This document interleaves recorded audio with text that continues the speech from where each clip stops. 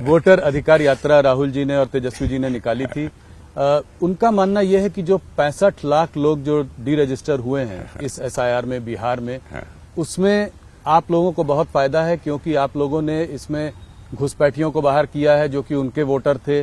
तो इसको आप कैसे देखते हैं? अरे मैं कहता हूं कम से कम बतलाएं तो जी, किनका नाम मतदाता के रूप में रजिस्टर होना चाहिए था, नहीं हुआ।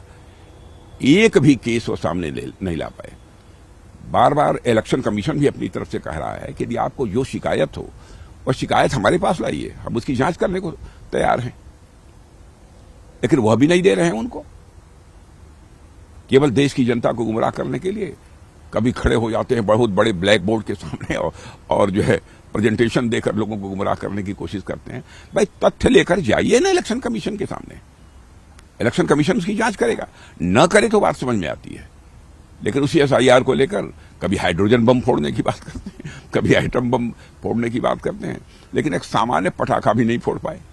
कह रहे हैं कि हरियाणा और महाराष्ट्र का चुनाव आपने चोरी कर लिया और कहना ये चाह रहे हैं कि बिहार का भी आप चुनाव चोरी करने जा रहे हैं, क्योंकि तो ये क्या, इसको कहीं ना कहीं क्या ये चिपकाने की कोशिश है कि ये डेमोक्रेटिक प्रोसेस को आप लोग उसका उल्लंघन कर रहे हैं, उसको बाईपास कर रहे हैं? देखिए, सच्चाई तो यह है कि बिहार के बारे में भी उन्होंने यही कहा था और उसी के लिए उन्होंने पदयात्रा भी निकाली थी जी, कि वहां पर चुनाव आयोग जो कार्रवाई कर रहा था, एसआईआर का जो प्रोसेस चल रहा था, उसी पर उन्होंने क्वेश्चन मार्क लगाया था।